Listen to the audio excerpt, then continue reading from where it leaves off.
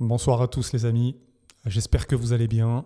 C'est Kevin et je suis heureux de vous retrouver ce soir. Alors on fait une vidéo qui n'était pas prévue à la base, ce qui va concerner donc du coup l'avant-match OM Rennes qui aura lieu mardi soir en Coupe de France. Et en même temps, on va faire un petit point actu sur ce qu'il est en train de se passer à l'Olympique de Marseille, parce qu'il est en train de se passer beaucoup de choses. Et j'ai également un coup de gueule à donner, donc on va voir ça dès maintenant. Avec cette déclaration, ce nouveau relâchement coupable contre le PFC relance le flou sur l'avenir de Roberto De Zerbi. Après le match nul concédé dans les dernières minutes, Benatia et Pablo Longoria ont été aperçus en pleine discussion dans les couloirs de Jean-Bouin. Mon coup de gueule va se dresser par rapport à cette déclaration. Pourquoi ? En fait, est-ce qu'il est normal d'avoir ce genre de déclaration après ce match-là, comme si en fait il était absolument anormal que Benatia et Longoria discutent après un match de l'Olympique de Marseille ? Ce que je veux dire par là, c'est que si ça avait été une victoire de l'OM, qu'est-ce qu'ils auraient dit ? Mehdi Benatia et Longoria discutent du fait que ça soit une bonne chose que Roberto De Zerbi soit resté ? C'est ça ? Et que là, comme par hasard, parce que c'est une contre-performance, parce que c'est ce que ça sous-entend, qu'ils sont en train de discuter, puisqu'il y a eu sous contre-performance, que Roberto De Zerbi n'est peut-être pas la bonne solution à l'Olympique de Marseille. En fait, on est en train de jeter de l'huile sur le feu. Et c'est ça qui m'énerve. Donc voilà pourquoi je pousse ce coup de gueule par rapport à ce genre d'article. Ça me gonfle. On est déjà assez dans la merde comme ça, sans pour qu'en plus on vienne nous en rajouter. Donc c'est clair et net.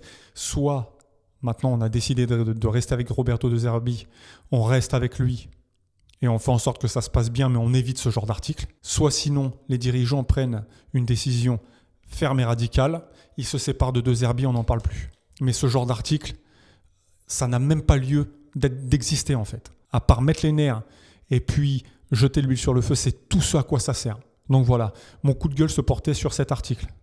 Ça, c'est la première information que j'ai et qui me gonfle. Et il va y en avoir d'autres. Et avant de parler des transferts, on va aussi parler de cette information. Une statistique, et non des moindres. L'OM a encaissé 15 buts en 8 matchs au cours du mois de janvier. Ça fait une moyenne de 2 buts par match, quasiment. 8 ont été inscrits après la 82e minute de jeu. C'est un scandale. C'est absolument abyssal. Cette statistique, elle vient d'une autre planète. Comment est-ce qu'on peut prétendre rester en fait dans le haut du tableau et jouer les premiers rôles avec ce genre de statistiques ? C'est pas possible. Soyons clairs entre nous les gars, ça n'est pas possible.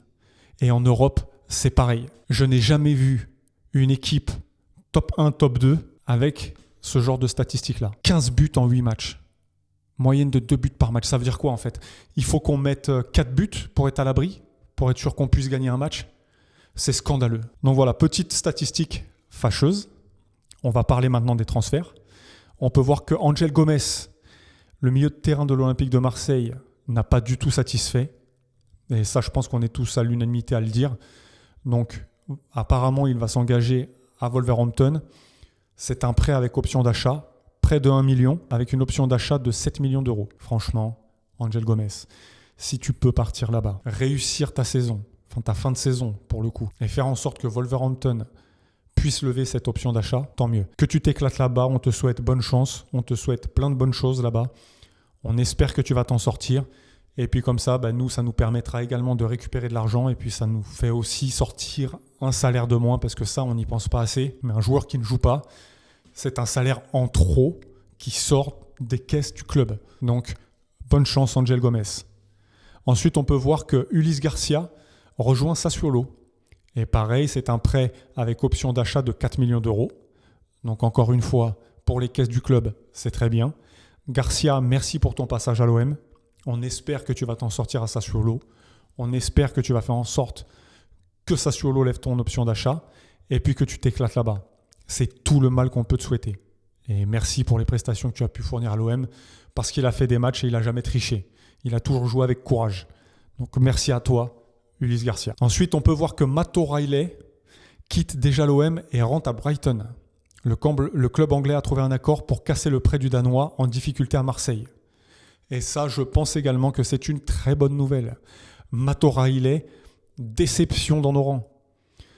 On ne va pas se mentir. Qui peut me dire aujourd'hui qu'il a trouvé ce joueur bon ? En tout cas à Marseille. Je pense que ça fait également l'unanimité. On est tous d'accord pour dire que Matt O'Reilly est un flop. Très insuffisant, niveau de jeu trop faible pour l'Olympique de Marseille. Alors encore une fois, est-ce qu'il n'a pas pu s'adapter à la Ligue 1? On ne sait pas, peut-être.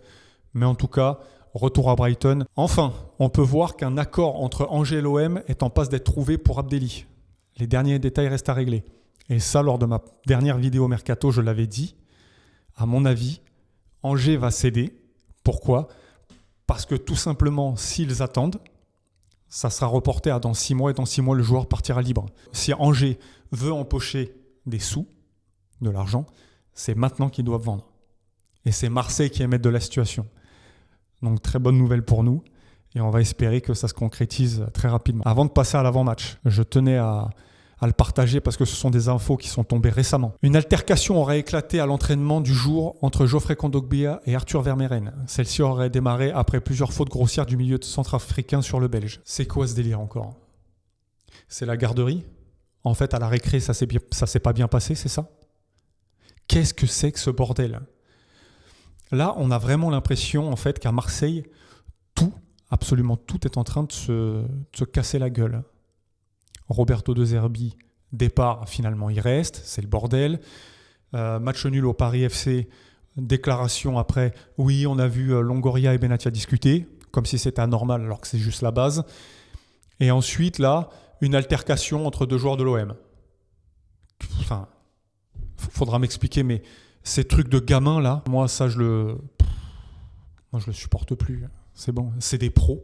Qu'est-ce que c'est que ça? On a l'impression que c'est deux équipes de potes qui font du foot en salle et puis qui vont s'embrouiller parce qu'il y a eu 2-3 fautes. Les gars, c'est l'entraînement. L'entraînement, il y a la compétition. On veut gagner sa place. Il y a des fautes, c'est normal. Est-ce qu'on est obligé d'en arriver à ça? Une altercation entre les deux joueurs marseillais? Non, franchement. Donc voilà, je voulais vous le partager parce que ça fait partie de l'actualité de l'OM, mais débile. Et par contre, une autre chose est arrivée et non des moindres. Je vous le mets tout de suite à l'écran. Amir Murillo est rétrogradé en équipe réserve par l'OM et est invité à trouver un club d'ici demain. Lors de la séance du jour, Roberto De Zerbi aurait dit tout le mal qu'il pensait du joueur, coupable de plusieurs buts selon lui. Alors, encore une fois, ça ne va regarder que moi. Mais je ne pense pas que Murillo soit le pire joueur qu'on ait vu jouer à l'OM ces derniers temps. Pourquoi il s'est emporté comme ça après lui? Je ne sais pas. À mon sens et à ma vision des choses, Amir Murillo a toujours fait preuve de beaucoup de bonne volonté, s'est montré parfois même très décisif avec l'OM.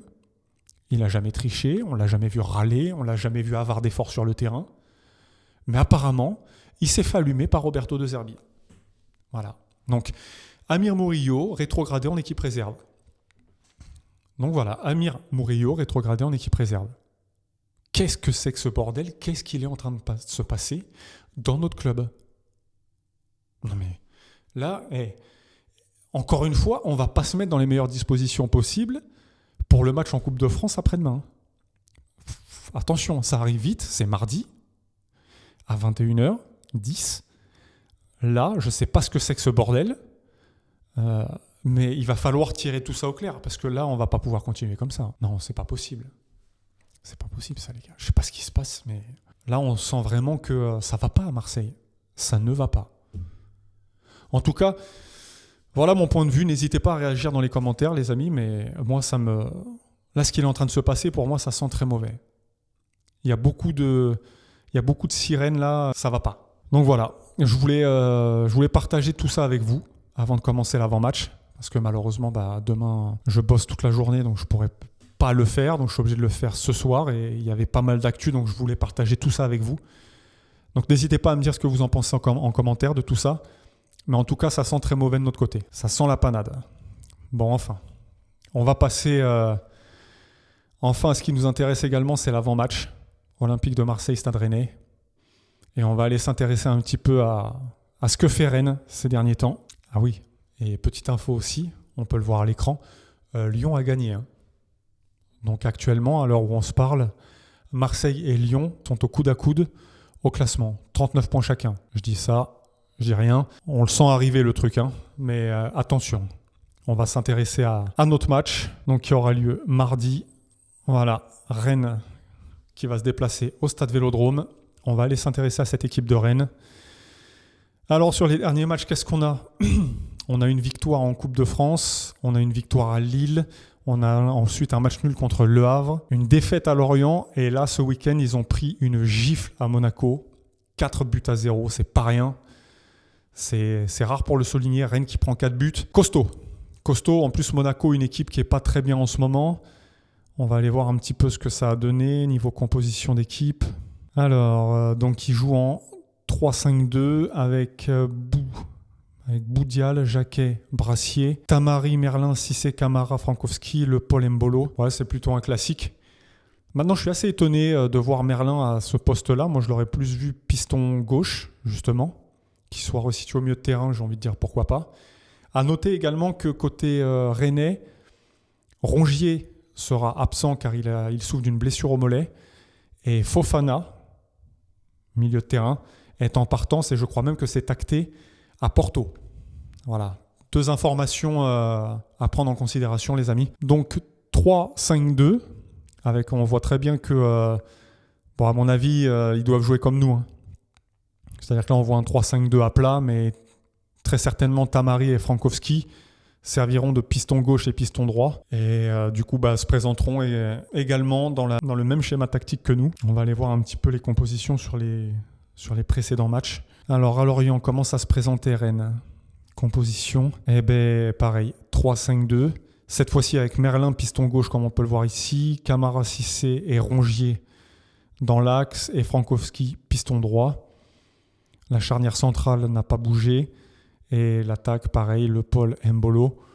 Une petite attention particulière à ce joueur, Le Paul, très bon joueur de ballon, ainsi que Frankowski. Bon, c'est des joueurs qu'on n'a pas trop besoin de présenter. On les connaît assez bien. En tout cas, l'animation 3-5-2, ouais, on devrait faire quasiment du tête-à-tête. Ça risque d'être marrant à voir jouer ça encore. Et ensuite, qu'est-ce qu'on peut aller voir? On peut aller voir contre Le Havre. Le Havre, si on regarde les compositions. Alors là, c'est bizarre. 3-1-4-2. Rongier seul au milieu de terrain. Losange avec Camara et Merlin. Alors, elle est très bizarre cette composition d'équipe. J'ai envie de dire pourquoi pas. Rongier dans ce rôle-là, ok.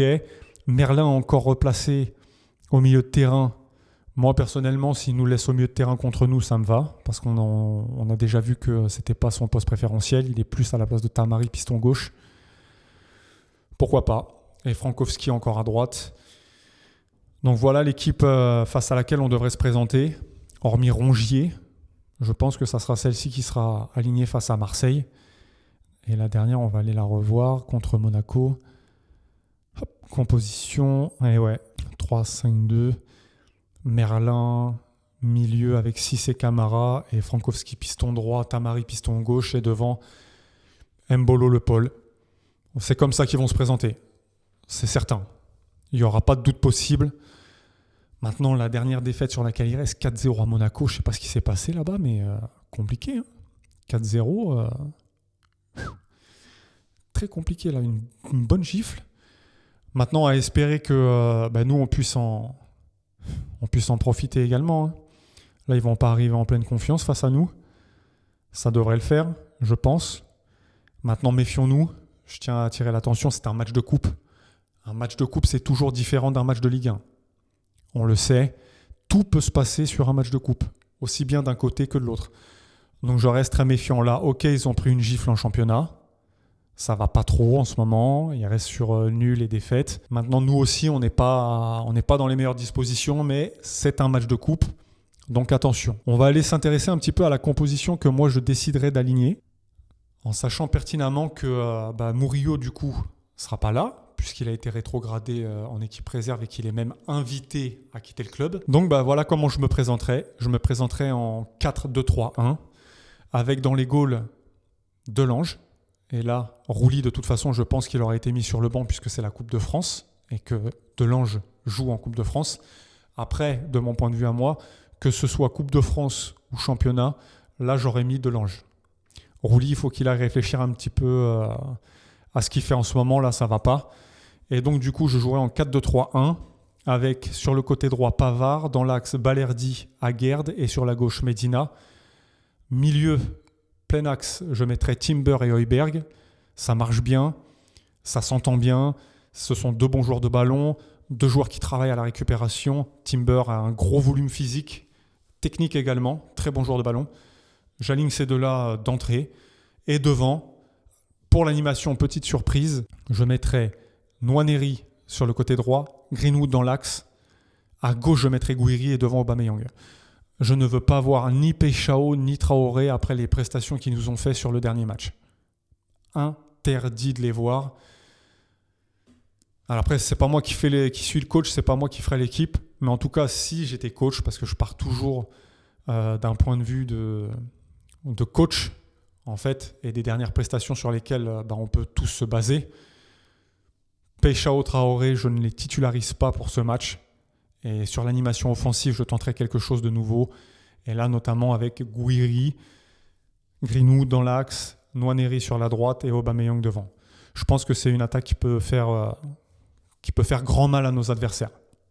Voilà. Je ne sais pas ce que vous en pensez, les amis. N'hésitez pas à me dire dans les commentaires. Ça fait plaisir. En tout cas, je pense qu'on a fait un petit peu le tour. En tout cas, sur les actualités, c'est absolument ubuesque. C'est absolument phénoménal ce qui se passe actuellement à Marseille. N'hésitez pas à me dire ce que vous en pensez. C'est limite cataclysmique ce qui est en train de se passer. On a l'impression que c'est le bordel et que ça part de partout. Après Roberto De Zerbi, les joueurs, ça s'embrouille à l'entraînement. De Zerbi pète un câble après Murillo. Mais Murillo rétrogradé en équipe réserve, invité à partir. Qu'est-ce qui se passe ? En tout cas, moi, il fallait que je fasse cette vidéo. Malheureusement, j'aurais voulu y mettre un peu plus de temps. Mais avec tout ce qui est tombé, j'ai été obligé de la faire maintenant. Parce que demain, encore une fois, je travaille et toute la journée, je pars le matin à 5h et je rentre le soir, il est 20h. Donc un peu compliqué de sortir la vidéo et d'actualité et d'avant-match. Donc il fallait que je la fasse maintenant, il fallait que je partage ça avec vous maintenant. Et puis on va se concentrer, on va tâcher de rester focus sur le match qui nous attend au Vélodrome contre Rennes, mardi en Coupe de France. Il nous faut ce trophée, il faut qu'on aille chercher la qualif, il faut qu'on aille récupérer ce trophée qui pourrait faire tant de bien et un petit peu ou nous faire oublier toute cette saison encore galère qui est en train de se passer. Voilà les amis, j'ai dit tout ce que j'avais à dire. Je vais vous laisser la parole à vous dans les commentaires. Donc n'hésitez pas à liker, à vous abonner. Ça fait plaisir, ça donne de la force. Et puis surtout commentez. Réagissez en commentaire. Je suis très curieux et j'adore voir aussi ce que vous pensez. Et c'est bien qu'on échange tous ensemble pour qu'on voit les avis qu'on a tous, parce qu'on peut avoir tous des avis différents et c'est important d'échanger. Donc écoutez, en tout cas, je vous souhaite une bonne soirée. Force à ceux qui vont travailler demain. Et puis, on se retrouve mardi pour la vidéo d'après-match et en attendant, allez l'OM.